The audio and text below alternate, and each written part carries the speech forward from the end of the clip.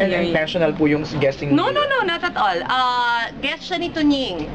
Hiniram lang namin, nagkataon. So, grateful naman ako na pumayag si Mayor. As in, on the spot yon. And I think it shows maturity on my part and his part na we ended up friends. On the spot niya yung comment mo na hindi siya nananakit. Ito ka naman, di ba? At least mas maganda na yon. Hindi siya nananakit, damdamin na. Okay. Why? Ang ganda kasi ng punchline eh. Kasi di ba parang wag na tayong magpaka-fake lahat. Yes. Nangyari naman and all. And we're friends. That's so okay good. yun. Yeah, That's di ba? Everyone can be friends. Love, gaya ng sabi ng necklace. Love, love, love. Yes. So, Chris, may bago na ba? Wala. No, kasi I think it will come. I don't think it will come. Mauuna si Coco doon. Kasi parang sinasabi ni Coco, di ba, na ang focus niya pamilya niya at ang karera niya. And I agree. Kasi you have to be single-minded eh.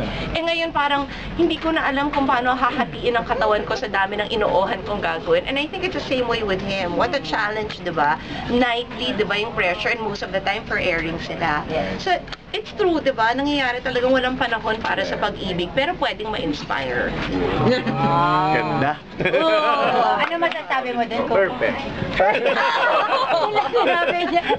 Well, thank you and we're looking forward. Thank you very much. Kasi yung shooting, yun na lang.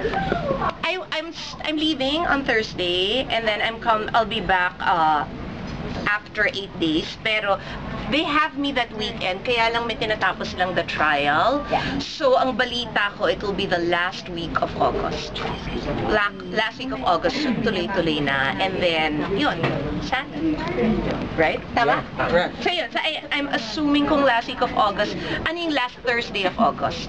Something at 30th, 28, mga ganun. Wait, sandali, 24 is a Sunday. 28. 28. So siguro Tama. 28, August 28 kami magsasama. Baka ikaw hinihintay ni Coco.